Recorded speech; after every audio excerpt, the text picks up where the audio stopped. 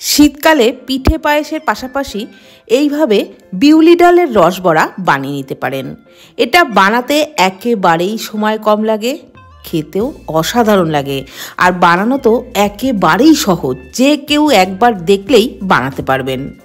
1 cup বিউলি ডাল সারা রাত জলে ভিজিয়ে রেখেছিলাম। ডালটা ভালোভাবে ভিজে গেছে, আর আগে ভালো করে 2-3 বার জল পাল্টে ধুয়ে তারপরই কিন্তু ভিজিয়ে রেখেছিলাম।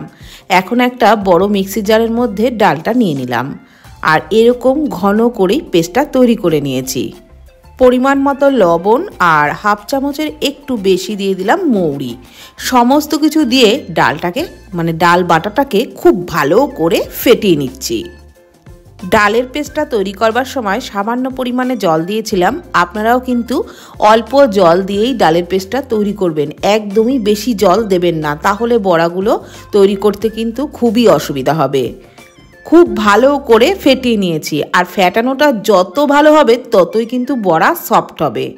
ফেটানোটা ঠিকঠাক হয়েছে কি না সেটা বোঝবার জন্য একটা কাচের বাটিতে অল্প জলের মধ্যে একটু ব্যাটার ফেলে দেখবেন। যদি জলের উপরে ভেসে ওঠে তাহলেই বুঝতে পারবেন ব্যাটারটা ঠিকঠাক ফেটানো হয়েছে। এবার একটা গুড়ের শিরা তৈরি করে নেব। তার জন্য কড়াইয়ে বেশ খানিকটা জলের মধ্যে দিয়ে দিলাম 1/2 কাপ পাটালি গুড়, আর দিয়ে দিলাম 1/2 কাপের থেকে একটু বেশি খেজুরের গুড়। এবার এই শিরাটাকে ভালোভাবে ফুটিয়ে নেব, আর ততক্ষণে আরেকটি বার্নারে কড়াইয়ে সাদা তেলের মধ্যে বড়াগুলো ভেজে নিচ্ছি। বড়াগুলো একটু ছোট ছোট করেই বানাচ্ছি, কেননা এগুলো রসে পড়বার পর ফুলে কিন্তু ডবল হয়ে যাবে। আর গ্যাসের ফ্লেমটাকে লো টু মিডিয়ামে রেখেই বড়াগুলো ভাজবেন, তাহলে ভাজাটাও খুব ভালো হবে। হাই ফ্লেমে দিয়ে কিন্তু একদমই ভাজবেন না, তাহলে বেশি তাড়াতাড়ি লালচে হয়ে যাবে আর ভেতরটা কাঁচা থেকে যাবে।